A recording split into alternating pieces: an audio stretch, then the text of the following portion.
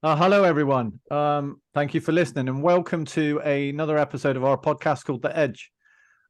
Today, we've got a LinkedIn influencer, I would say, someone actually who I look up to, someone that I read a lot of their posts, someone I watch videos on. So we've got Kevin Apolinario on the show today. And like I said, Kevin's well known on LinkedIn. He's doing a lot of really, really good things. And I thought we just had to get him on the show. It's slightly different than kind of what we normally talk about. But we're certainly talking a lot now about kind of getting people into cybersecurity. And like I said, Kevin, it feels like I already know you. I've kind of seen you on so many videos. I've read so many of your posts that it's really quite strange. But as with like all the podcasts, the first question is really kind of give us a little bit of background about you and kind of how you took your journey and how you got to where you are today. Yeah, thank you. Thank you for the introduction. I greatly appreciate it. So yeah, my name is Kevin Apolinario. I go on YouTube as Kevtech IT Support. I have a YouTube channel. So a little bit about me. I before I even got started in IT, just take a step back, right? Let's go back in time. So I've been in restaurant for about 12 years. I did 4 years in the NYPD, and I wanted to get into IT. So what I ended up doing is I went to a technical training school and I learned about the CompTIA A+, and I got my certification there. And then in that same school, I got interviewed for my first job working for the Department of Education. So that's basically how I got started in IT in a nutshell. But I'll be honest with you, it was not easy because a lot of people were not giving me the right information back then when I asked for help. That's one thing. And the other thing is that I had to learn on my own. Like I'm really like self-taught with some certain areas of IT because back then was a little different from right now, where everyone's a little more open-minded. Where but I worked back then, it was more like I asked for help. Nobody wants to help me because the reason why they want to help me is because I'm probably going to take away their job or something. I don't know what kind of mindset they had back then, but that's what happened to me. So I had to learn stuff on my own, and I slowly worked my way up. I worked from Department of Education. I worked for an Apple store. I worked for an MSP company. I got my experience in the MSP company. I transferred that over to hedge funds, where I worked with multiple hedge funds. Lots of white glove support, lots of executive support. A lot of executives, like, you know how it is with executives, that sometimes their stuff doesn't work, their computer doesn't work, their PC doesn't work, or when you walk into a video room and there's like 30 of them staring at you, and for some reason you dial a video call and nothing works in the room, and then they're all just staring at you like, oh, this is not working. Oh, okay, let me try to figure this out, and then you fix it for them. So yeah, I've been in executive support for a while, and then I grabbed those skills that I already knew, and even the customer service part of it is extremely important. I transfer all those skills to cybersecurity, and now I'm in cybersecurity. So that's pretty much me in a nutshell. I do have a YouTube channel. I am a technical trainer. I help various people get jobs in IT from going into 2022, 600 people, 2021, 300 people, and 2020, 150 people. And I've been working a lot with different age groups from like 16 to like over 60 years old. And I helped someone that was like 17 get a job in IT. He's 18 now. He's a sysadmin now. I hope someone was like 55 years old and he's working like senior level support right now. So I believe, in my personal belief, is the sky's the limit as far as learning is concerned. The sky's the limit as far as trying to break into IT. So I definitely want to see everyone be successful in IT. So that's a little bit about me. There's so much in there that I can pick on, and I'll leave John an opportunity to ask a question. But I guess you said, and I've like I said, I've listened to some of your videos, and you started off working in your family's pizza restaurant. Is that right? Yeah, so I worked at a pizzeria. I've been working since I was 9 years old. So like my work ethic is a little weird because my family is not this is not this I'm not privileged or anything, I'll be honest with you. So I started out extremely poor. So my mom and dad, they worked in a sewing factory making like $5 an hour, and I have to work because I have to help with the school and tuition and everything. So I have to work as well. And because of that, we will get criticized because it's like, why you have a 9 year old working together with the family? He's 9 years old. Like he should be at school and do other stuff, right? But with me, is I did both. I went to school and I would work when I was 9 years old. And then when I was like around 14 years old, I worked at a pizzeria with my dad trying to get the bills paid and stuff like that. So I've been working for a while, and that's because my work ethic was taught to me by my dad. So I do look up to my dad because my dad is if I wouldn't be the type of person I am if it was for my dad, because of the way he works and the way he is as a person. So that definitely he has influenced me a lot. So that's one person that I look up to as I guess a son, I guess. So See, I think that's a brilliant story. I mean, when we look at the Western world, a lot of people would judge that of why are you putting a child to work. But actually, it wasn't unusual 50 years ago, and it's certainly not that unusual, say, outside of what I would call the Western world. And for me, your journey and the fact you were doing that at that age, for me, that's part of why your work ethic is the way it is. And the fact that when you kind of get knocked down, you get back up again, and you're teaching other people to do the same thing. But before I let John speak, sorry, John, I'm kind of cramming all the questions in. You said about people not helping you when you tried to first get into IT. I'd like to echo that as well, because I've been in IT a long time, 25 plus years. And it certainly felt early on that either people didn't want to help you or they couldn't help you because everything was quite new. And one of the things that I really like about cybersecurity and the way it is today is that people are much more willing to help. And I wonder if that's partly to do with the fact that there are so many jobs out there and you're not really taking anyone else's jobs because there are so many, or whether people just realize that helping each other is the right thing to do. But we could have a whole topic on that. So, John, I'll hand over to you. You go ahead and ask something. Man, I was going to ask a few questions there, and then you kind of when I helped me go off on a tangent there in my brain. I kind of want to get back to the work ethic. It really comes through in your interviews, videos that you've done, some of the writings that you've done. Can you talk to me a little bit about how you help people absorb the work ethic that you have and why it's fundamental to their success? I believe that for me, like I always talk about being consistent and having consistency, whether it's through a job or something else. And for me, like if I'm the type of person, because I drink so much coffee, that I will literally walk into a room and I would just change the vibe of the whole room. It doesn't matter if it's IT or not. So I could be in a room and I could be with a bunch of students or people in class, and I would tell them like, you have to do this, you have to do that. And at the end of the day, I'm very honest with people. At the end of the day, I could only give you so much advice. You either take it or don't take it. So it's just like simple as that. Like I'm very honest with the person. Like if you take my advice with a grain of salt and you literally take the time to dive in and learn these topics, learn these technologies, you will definitely be successful in IT. So for me, is when it comes to having consistency, trying to motivate people, like at the end of the day, they have to look at themselves in the mirror and they have to do it themselves. I can't really motivate someone to do it. It's entirely up to them if they want to do it or not. I'm just here to try to push you. I'm like the David Goggins of IT. So basically, I try to push you and make you a lot better. But it goes back to the person themselves if they want to do it or if they don't want to do it. So for me, it's like the reason why I push people for better is because I want you to be successful. But the thing is with me is that I cannot physically, I cannot control how you think mentally. So it goes back to a mindset kind of thing. You really got to have a positive and strong mindset, especially when you're brand new to IT.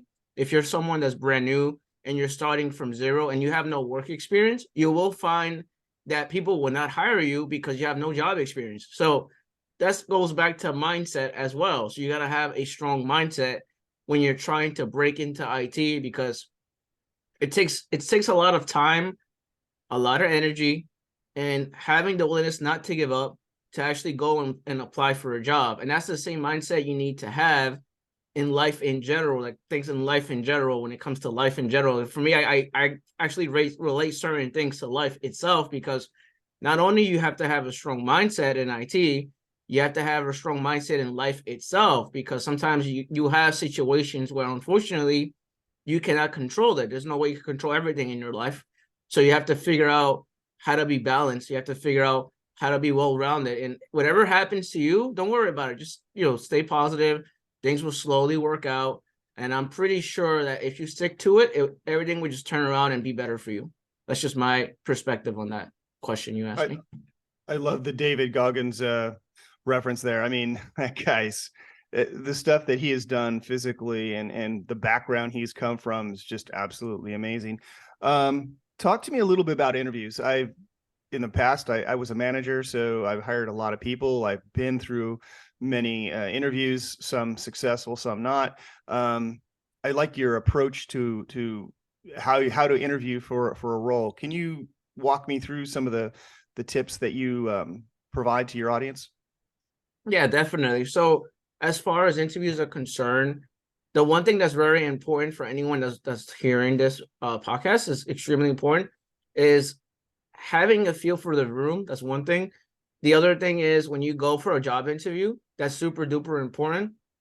Keep in mind that your question changes depending on who you're interviewing. So like if you're speaking to a hiring manager and that manager is pretty technical, then you could actually talk about your home labs, virtualization, talk about whatever's in the job description, whatever you're working on. You could talk about that. That's fine. But some people are not tech savvy. So you have to keep in mind that each individual person is different. So you got to get a feel for the room. When you're going and answering these interview questions, you cannot be too technical with certain people because they don't understand what you're talking about. That's just the reality of interview questions. The other thing is when as far as interview questions are concerned, I'm being realistic with you. At the end of the day, the manager wants to see if you fit well with the company culture, if you feel well with the team, if you feel well with the people in the company.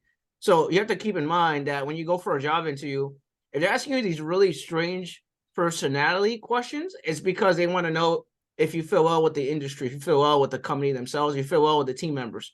So they ask you like, tell me about yourself, or what is your greatest strength, or how do you resolve an issue when you're having a bad day with a user or a client, or how do you work well with a team? Like those questions are intentionally being asked because they want to know if you feel well with the team. Because at the end of the day, you're a new employee, right? The last thing that every hiring manager that I have spoken with, that I have worked with, or I talked to, they look at it this way. Okay, this person, can I be in the same room with this person 24/7? That's the question that I like to ask myself.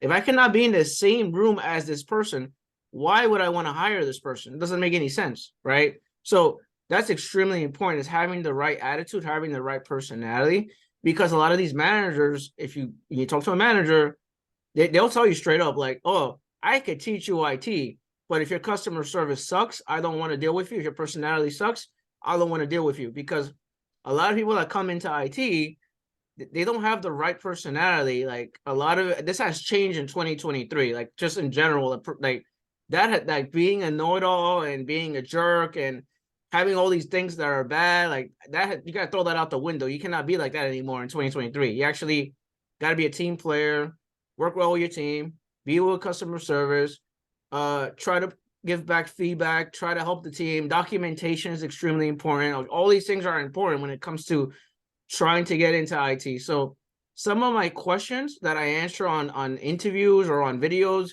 it varies from question to question. But at the end of the day, when I answer some of these questions, I'm trying to show the hiring manager that I fit well with the team, that I get along with the team, and that I'm not trying to fight anybody. I just want to be friends with everybody, and I'm trying to, be part of the team. That's basically how it is when it comes to like these interviews and stuff like that. I mean, I think that's some really good advice. I mean, similar to John, I've been interviewed a lot, and I've interviewed and hired a lot of candidates. I would always know within the first 2 or 3 minutes if that person was going to progress.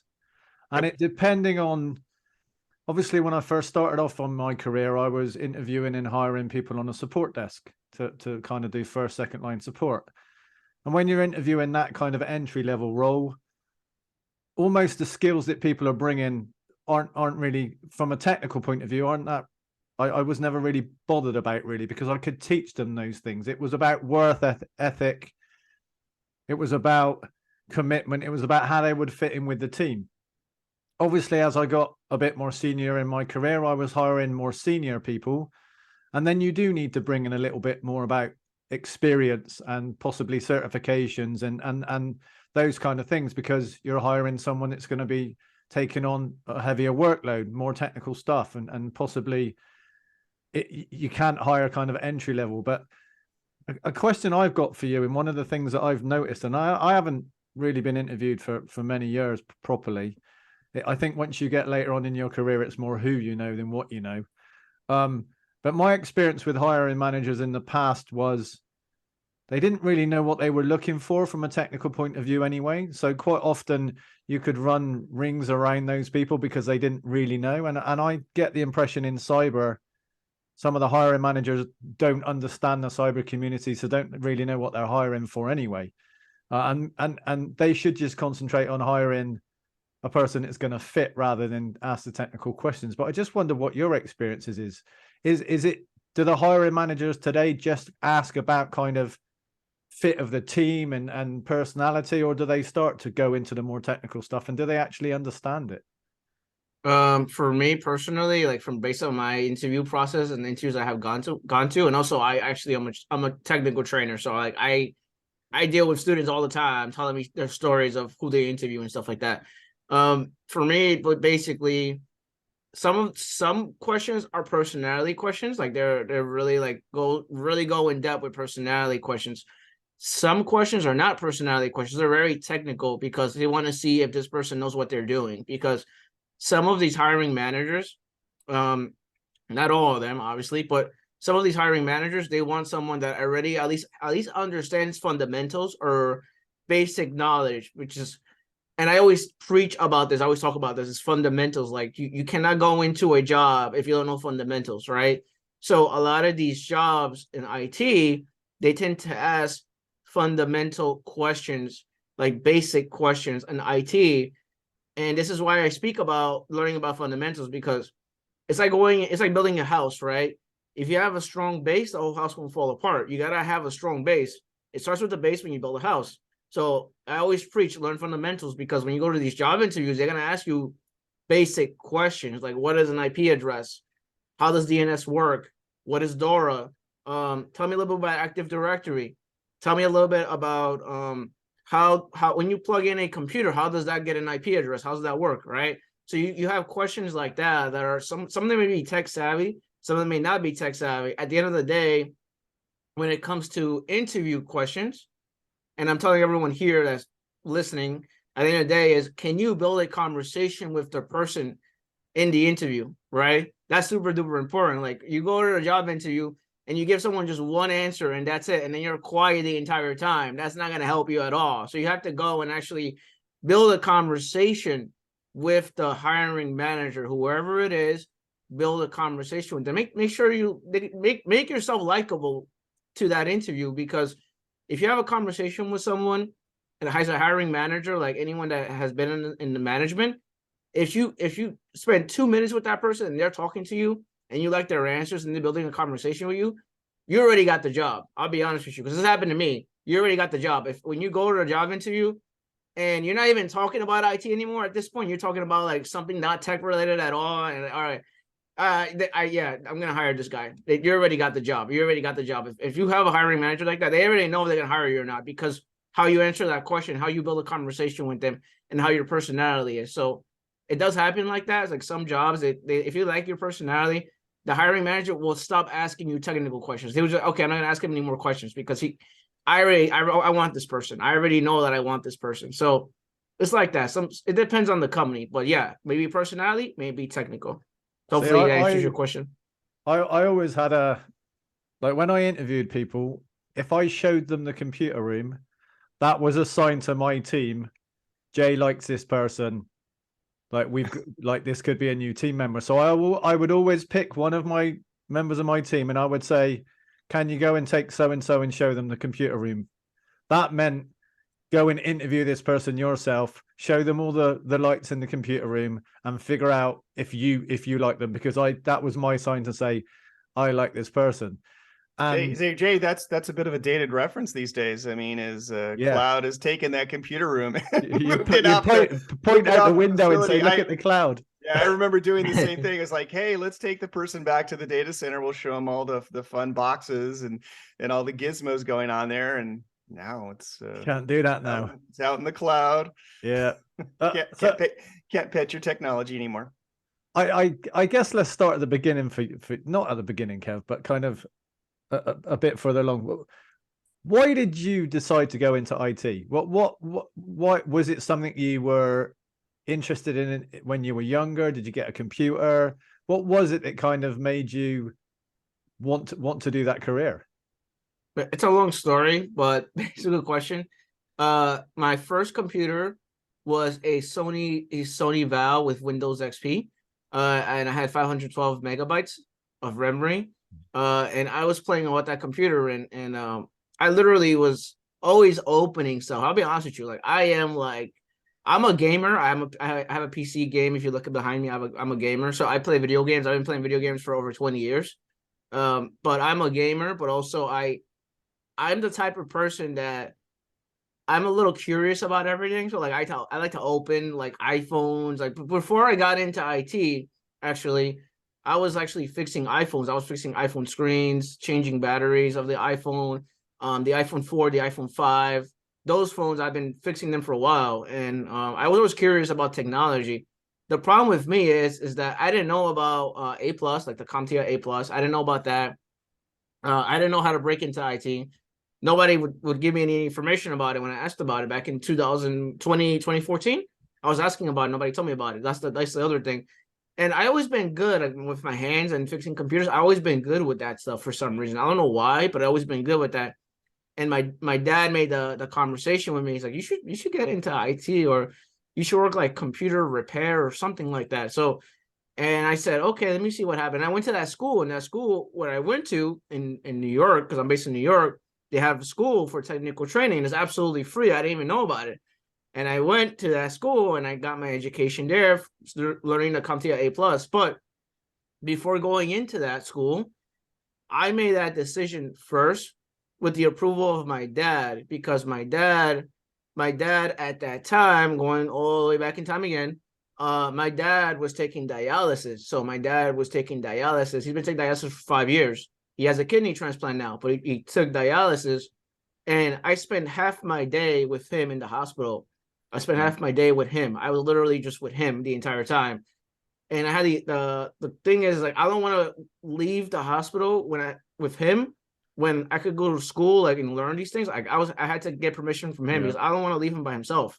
So I ended up learning the IT skills, going to that school where I had approval from him, and I did both. I went to school, I went to class, I learned the A+ stuff, and I went to go see my dad every day. So that's how I got into the learning of IT, because of that. And the professor I met in my school, his name is Andrew. He's still teaching in that school. Smart guy, super duper smart. Like he's able to explain stuff in a non-tech way. For someone like me that comes from a restaurant background, yeah, I understand exactly what he's talking about, because he knows how to break it down. And that person inspired me to teach on YouTube. He's one of the persons that inspired me to teach on YouTube, because he said, you should make a YouTube channel and teach, because I like the way you teach. I like the way you talk. Your energy is completely different from other people. You should just go ahead and make a YouTube channel and see what happens, right? So my teacher he taught me a lot about IT, and I learned on my own after that. But yeah, it's a story. It's a long story, but it's a bit frightening for me when you say my first computer had Windows XP on it, and I'm sure John gets the same kind of shivers when people say that, because I'm like, that was probably a third of the way through my career, or probably halfway through my career. So it's quite reminds me how old I am. But I noticed on LinkedIn, and I mean, we've talked about this a little bit already, but you clearly want to help people. You've got your Kevtech stuff, the YouTube stuff. You come on podcasts like this. You went on Simon's InfoSec Live stuff. You post a lot, almost daily, more than daily, probably lots of posts. And it's all about helping people. You're not doing it to, or at least it doesn't appear like you're doing it to become like an influencer or any of that kind of stuff. You're not kind of doing it for that reason, but what is the reason you are doing it? Why do you want to help people? Where does that kind of come from? That comes from motivation for me, because I want to make people's lives a lot easier breaking into IT. Because when I first started IT, nobody wanted to help me.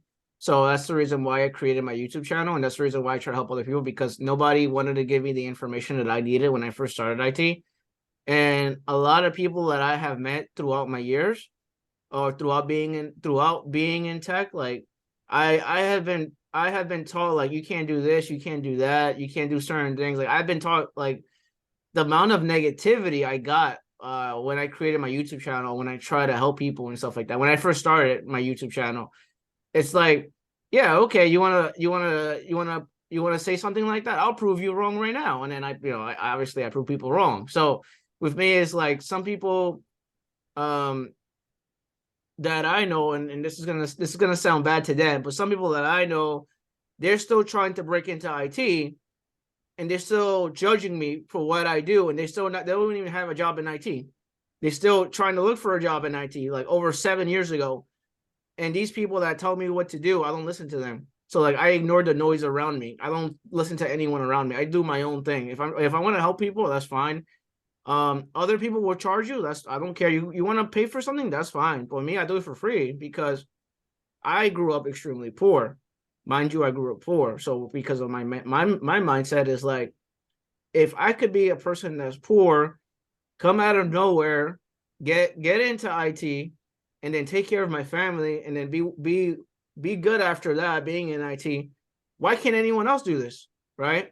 Why can't anyone else be successful in IT? I don't see why not, right? So that's why I created my channel. That's why I have my LinkedIn profile. So I'm always active. That's why I have my own Discord. I have a Discord of 7,000 members. It's free, because at the end of the day, like, if I could do this, I feel like anyone could do this. Yeah. And that's why I created my content and all that stuff. So yeah, I mean, to be honest, I really look up to you. I mean, I think what you're doing to help people, I think your work ethic, the background you've come from, and the not giving up kind of mentality is an amazing one. And the positivity, just talking to you can tell how positive you are. You can tell those kind of things. And IT and cyber is a very difficult place to work. We see a lot of posts about mental health and well-being and burnout and all of those kind of things that are going on. And how do you, I mean, you've clearly been juggling 20 balls all of your life, all at the same time. Like you said, you were going to school, you were going to college, you were in hospital with your dad. You've clearly been working and going to school for a lot of time in your life, and now you've just got a new job, which we'll talk about in a bit. But how do you balance all of that stuff that's going on and still get out of bed with the positive mindset? And you did say earlier you drink a lot of coffee, so that's probably part of it. But how do you do it? I mean, no doubt you got a lot of no's when you were looking for jobs. How do you get up every day, put the kind of positivity hat on, and not only just remain positive yourself, but take a lot of your own energy and give it to other people to help them be positive? It's just, for me, it's amazing. And so how do you do it? How can you just do all of those things? With me, is like you said, it's a lot of coffee. That's one. The other thing is, with me, is like, I'm not sure if you're a religious person, but I am a religious person somewhat. The thing with me is that I'm still, thank God, I'm still healthy. I'm okay right now, right? I still have energy and everything, but eventually I won't have energy, right? Because I'm still young. I'm not that old. But if I have the energy and I have this right now with me, like, I have this energy with me right now, I should try to give it back. I should try to help other people. I'm taking advantage of what I have now, because I know when I get older, it's not going to be the same thing, right? So for me, is the energy and the vibe, and also because I've been put through a lot of obstacles in life, like a lot of obstacles in life, like so many, that things have turned 360 for me, and I like things that have gone bad for me, like in my life in general. It's just like, man, like, I don't want anyone going through this. That's one. The other thing is like, if I could go through all that I think anyone could do anything. Like, believe me or not, I think anyone could do anything. Like, for me, it's like it goes back to mindset. And I'm also a huge advocate of judo. I've done judo in the past, so my discipline is a little insane as far as certain things are concerned. And I try to be positive because nobody wants to work with someone that's negative, especially when you go for a job or you go into a job environment or you go into an office. Like, if I'm having a bad day, I take that with me to my house and keep it in my house. If I'm going to an office, that bad day I'm having, I'm removing that and I'm not bringing it to the office. I don't want that. That's the last thing I want to do is bring that. Because I learned that from my sensei. He told me that if you can't control your emotions, then don't post anything on social media. Don't go to a certain area because you don't know what you're capable of doing when you're upset or you're angry. So don't let your emotions take control of you. You control your emotions. So that's something that I spoke with a lot, all the time with my sensei, is learning how to control your emotions. That's super duper important. Learning how to have discipline. Those things are very important. So when I wake up in the morning, if I could change one person's life, that's a win for me. It doesn't matter. It doesn't matter. I could make a post and it gets one like. I don't care if it gets one like. If someone is reading along the line, scrolling down on their phone or on their computer, and they see a post that I made and it helped them, that's a win for me. It doesn't have to be 5 people, 10 people, or 100 people. One person that I change, that's a win for me. I don't care about anything else. It's just that. That's a win for me. And my mindset has always been like that. I'm a positive person because I've been through the negative side of things. And at the end of the day, I'm still standing. I'm still here. And that's because of my mindset, because of what I've been through, because of all the stuff I've been through, I'm still standing here. And that goes back to mental health, mindset, and just being the type of person you are. With me, I exercise as well. I'll be honest with you, I exercise a lot. So that's another aspect of this, which is why I have so much energy, because I do exercise. I used to be close to 200 pounds, and I went from a size 40 to a size 32, and I'm not fat anymore. But that's another story for another day. So that's why my mindset is like that, because I worked out, I have discipline, I talk to my sensei.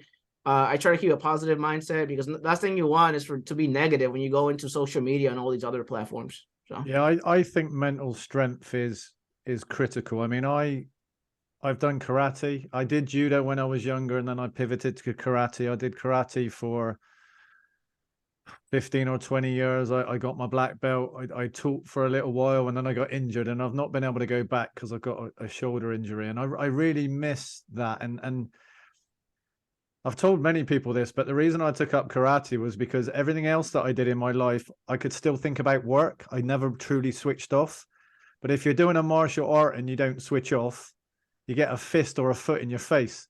And it's never much good. So it forced me to switch off. And John, I know you, and probably everyone that's listening to this podcast knows that you're an avid cycler and you do Peloton and all of that kind of stuff. Have you always done that? And I've never asked you this before, even though I've known you for a while, but is that your way of getting out and escaping? I mean, yeah, it wasn't something I've always done. It's something that's always been there. I did a lot of cross country and track as a kid.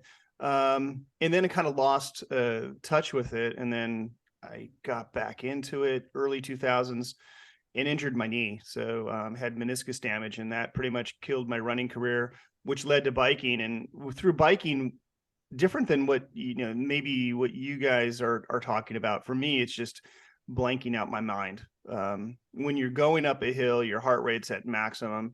There's nothing you can think about. Your brain's pretty much starving for oxygen, and that's when I achieve mental clarity. It's when I achieve that relaxed mindset, and takes me to that happy place. So that's kind of how I deal with it.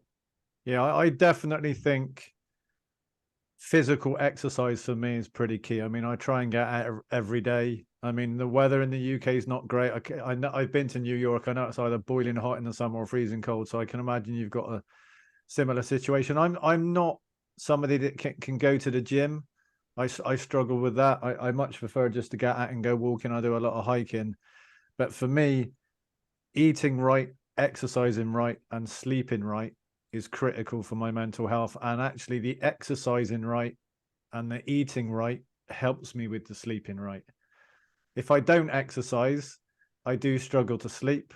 And John's going to laugh when I say this, but if I drink coffee at 7 p.m., I struggle to sleep. But Kevin, I want to kind of pivot a little bit onto, I know you've got a new job. Congratulations. I mean, I've seen you post. So I've got a kind of a twofold question. One is, like, how was that experience for you getting that new job? And what is next for you? What, and this is a very much an interview question. I'm sorry. I mean, I don't want to put you back into interview mode, but like, what was the journey like getting that job, and where is Kevin going next? What is your, do you have a longer term plan? Yeah, definitely. I do have a long-term plan. At some point, I do want to be an IT manager, but for cybersecurity. But before answering the other question as well, is IT manager would be what I want to do down the long run, not now, obviously, but at some point. And for me, getting this job in cybersecurity, I when I got the job, I had like, so I have like, can someone pinch me? Because I think I'm imagining things over here. But yeah, so basically for me getting into cybersecurity, like I literally took the time to network on LinkedIn. So I tell people, like, sometimes it's not what you know, it's who you know. So I got this job through networking. So literally I buckled down in 2022, and I only had 9,000 followers. Now I have 30,000 followers. And that's because I was so active on LinkedIn. And LinkedIn is like a two-way streak, because a lot of people apply for jobs, which is fine. You could apply for jobs, but the thing is on LinkedIn too is that you cannot be needy. Like, it could be, I need this, I need that, I need this. Like, you have to give back to the community. At the end of the day, like, it's all about giving back, because LinkedIn is for jobs. LinkedIn is for posting you need a job. That's fine, but you also have to give back to society or to the community, because when you give back, it actually pays itself forward 10 times fold. For me, it happened to me. So literally, I spent like the whole year networking, meeting people, engaging through different cybersecurity events and stuff like that. And I got this job because of that. Because at the end of the day, I applied for a role, I look at the role, and I added someone as a reference because of who I met through the whole year. I met somebody and I added them as a reference. I got the job because of that. And my manager that I have right now, he's been following me on LinkedIn since the beginning of January 2022, which is not normal. That says a lot about social media, because a lot of hiring managers and job recruiters, they do look at your social media. So sometimes you got to be careful with what you say and what you do on Instagram, Twitter, Facebook, LinkedIn, because they check all that. So that's why I tell people, do not be negative on LinkedIn, because hiring managers will see that. Do not talk bad about job recruiters. Hiring managers see that. Do not talk bad about your previous employee.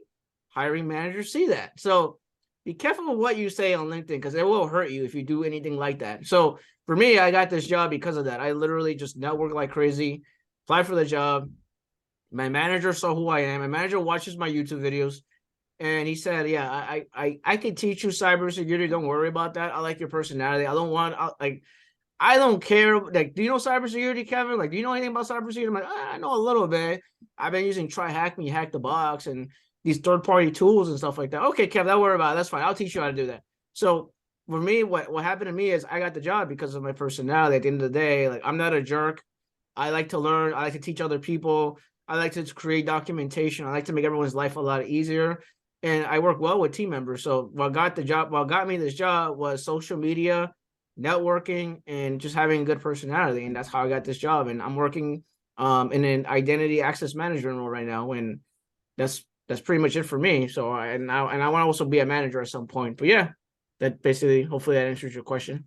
I think we've gone full circle, basically, and it all comes back to work ethic and personality.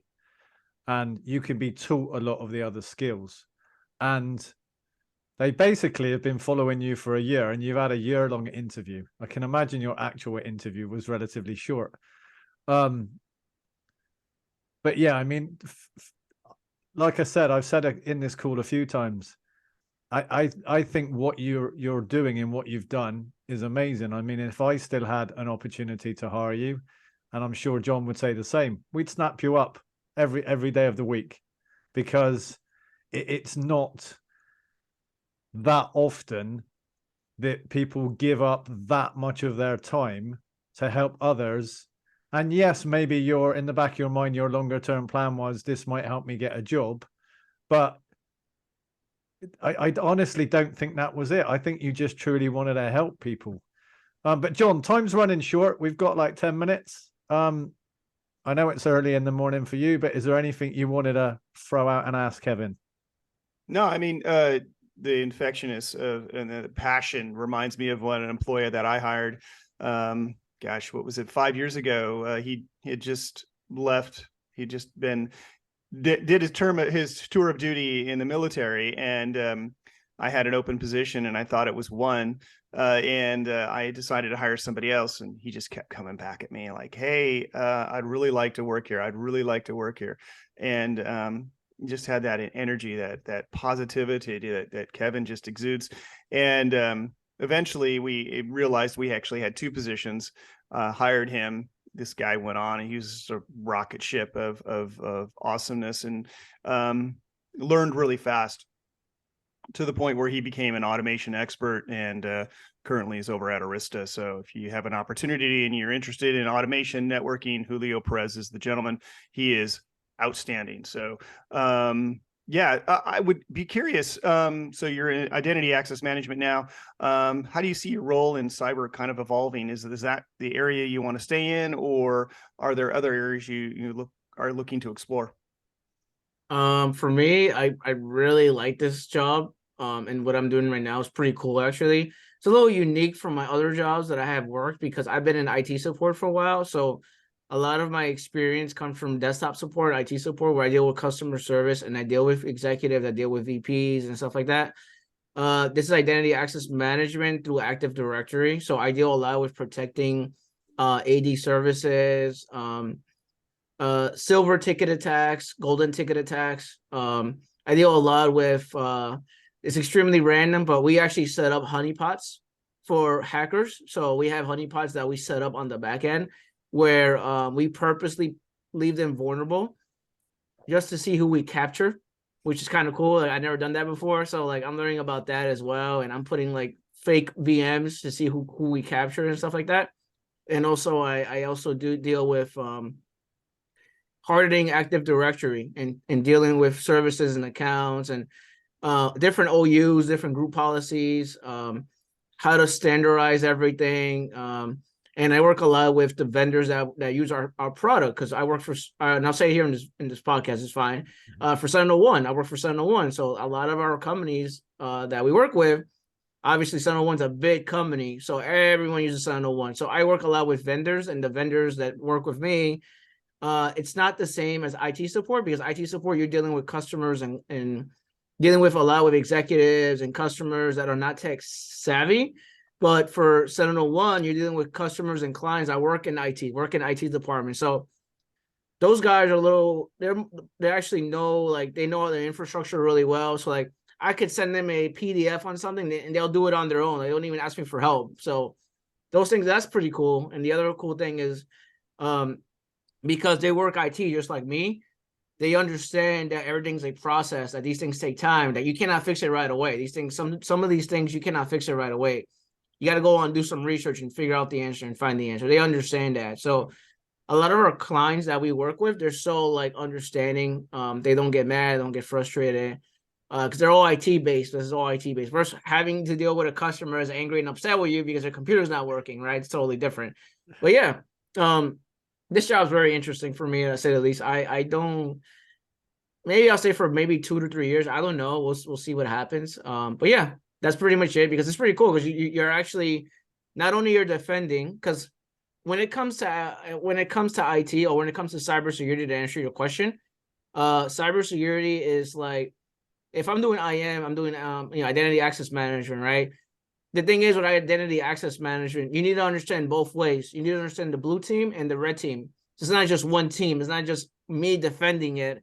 or me protecting, I should understand about common Active Directory attacks or how do people get into the system, because those things are important. You could have the strongest defense or be the strongest blue team person in the IT department, but you should know how about red team stuff as well. You should know both. That's just my opinion. You cannot just be in one particular spot. You should know both, because you need to know how it comes in, how the attacks come in, and what to defend, and how that works on the back end and all that good stuff. So hopefully I answered your question. To be honest, identity we talk about a lot. I mean, we talk a lot about zero trust on this show. We talk about SSE, and identity is something that is kind of ties everything together. It's that foundation. But we are getting short on time, so I'm going to ask you a fun question, and I'm going to let John ask you a fun question. My fun question is going to have to be to do with food, because it always is. Now, obviously, you've worked in restaurants, you've worked in pizzerias, some of my favorite food. New York, I've been to a few times. If I was to come to New York and I wanted to get a good meal, where would be the best place to go, and what would it be? For me, it would be pizza. It's always gonna be pizza. Just New York is gonna be pizza. Straight up pizza. And it would be the best pizzerias are not in Manhattan, for anyone that's hearing this, because I went to Manhattan and we had someone visit us from another state, and they took him to Manhattan. I'm like, what are you guys doing? Like, the pizza is not good in Manhattan. You have to take him to Brooklyn or Queens. So I would physically take you to Brooklyn or Queens. So the best pizzerias are in that area. So I would take you to those pizzerias. To answer your question, and pizza is good, man. I worked at a pizzeria for a while, so like I don't get tired of pizza. So well, I've spent some time in Little Italy in New York, and that the food was okay. But I've been to Italy many times. I mean, Italy's one of my favorite countries, and I've been lucky enough to go to places like Naples and Rome and stuff, and the food there is amazing. I've always struggled with kind of American styled pizza because it's not what I'm used to. Come on now. Come on now.